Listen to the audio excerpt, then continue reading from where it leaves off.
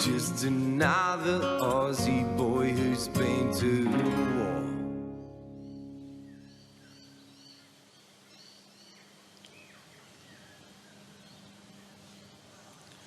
Today we wake up a little earlier than might be comfortable.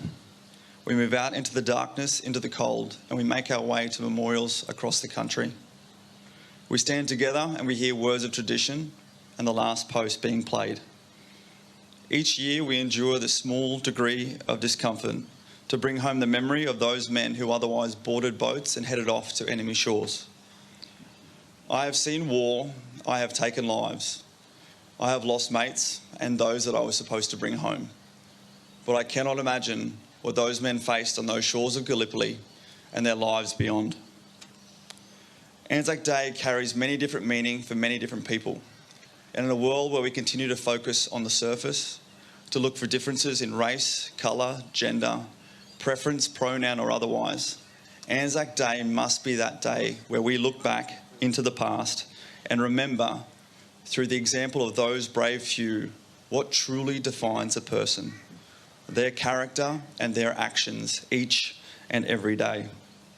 Because on that day, brave Australians from all walks of life renewed their daily contract to the service of our country as they strode forward into certain peril. And while thousands were lost on that first day, thousands more continued forward, past death and destruction that we could only imagine, and they faced willingly, so as we may never have to. My name is Heston Russell, and I stand here as a veteran and direct descendant of ancestors that have fought in every war that this country has been committed to. My great-great-grandfather Edward fought for our country in France in World War I, and his son Percy in World War II. My grandfather Graham Joe Lee fought in Korea and Vietnam, and this is the first Anzac Day I spend without him after his passing in December of last year, and it is his medals that I wear on the right of my chest. My father Mark served our country in Afghanistan and Iraq, and I also fought in both those countries, only at different times in our nation's history. Anzac Day for me is certainly a day where I pause to reflect on the service of those who have gone before us and those who continue to serve. Because it is in that service that unites us with a common bond of selflessness, inspired by the sense of purpose that is impossible to replace. Purpose that readily took us beyond any fear, except for that of letting down our mates or our country.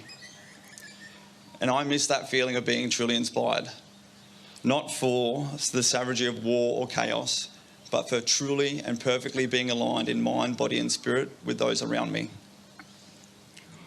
I never took enough time to speak with my grandfather and tell him of when I had seen the Anzac spirit alive and well. When I lost one of my very best over there in Afghanistan, on those lands far away, and watched on as our men fought through for a purpose so strong that it still inspires me today. Many of us have been sent to fight overseas and many more have not, but they still signed up to serve and stood ready. True courage is dedicating yourself to face uncertainty, to pledge yourself to those around you, to stand there or even alone.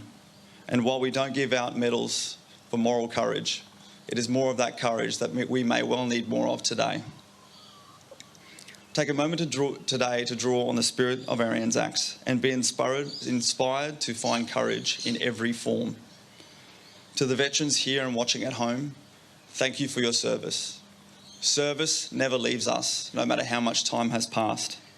So it is our responsibility now to draw on our shared experience, to be inspired by our Anzacs and be the custodians of their spirit. Let only our character and our actions define us now and each and every day.